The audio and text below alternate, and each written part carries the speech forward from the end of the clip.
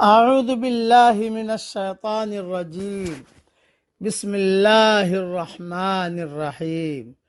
سورہ مجادلہ کی 2 آیتیں پڑھ رہا ہوں، آیت نمبر 20، آیت نمبر 21۔ ان الذین یحادون اللہ ورسولہ اولئک فی الاذلین۔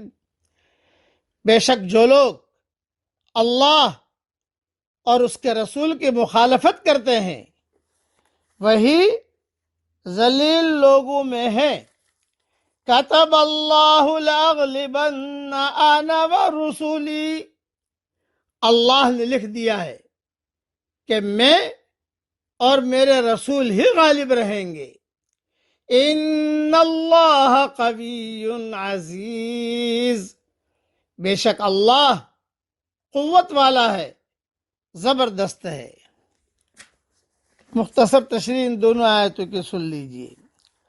مفاد پرست آدمی جب دعوت حق کی مخالفت کرتا ہے تو وہ سمجھتا ہے کہ اس طرح وہ اپنے آپ کو محفوظ کر رہا ہے، مگر اس وقت وہ دہشت زدہ ہو کر رہ جائے گا جب آخرت میں وہ دیکھے گا کہ جن چیزوں پر اس نے بھروسہ کر رکھا تھا وہ فیصلے کے اس وقت میں اس کے کچھ کام آنے والی نہیں۔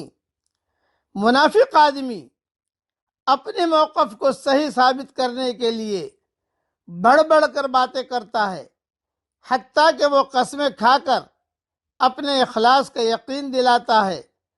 یہ سب کر کے وہ سمجھتا ہے کہ وہ کسی چیز پر ہے، اس نے اپنے حق میں کوئی واقعی بنیاد فراہم کر لی ہے، مگر قیامت کا دھماکہ جب حقیقتوں کو کھولے گا اس وقت وہ جان لے گا کہ یہ محض شیطان کے سکھائے ہوئے جھوٹے الفاظ تھے۔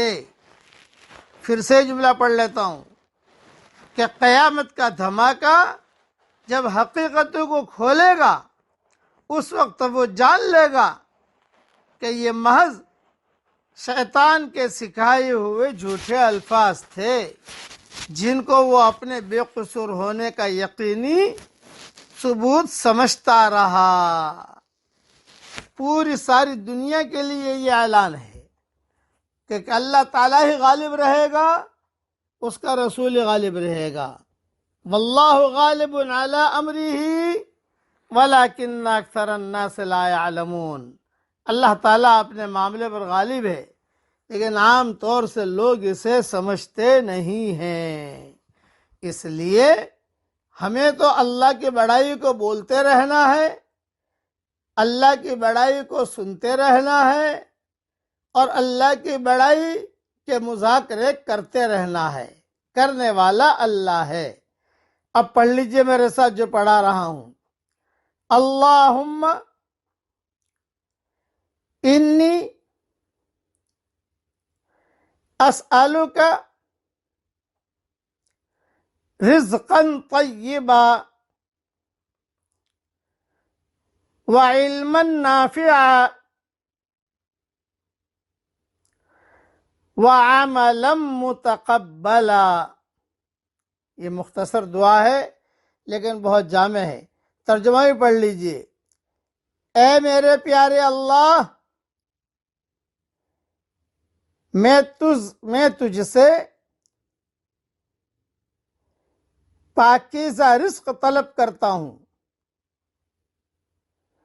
اور نفع دینے والا علم طلب کرتا ہوں اور مقبول عمل طلب کرتا ہوں۔ اللہ تعالیٰ یہ دعا ہم سب کے لیے قبول فرمائے، آمین۔ وآخر دعوانا ان الحمد للہ رب العالمین۔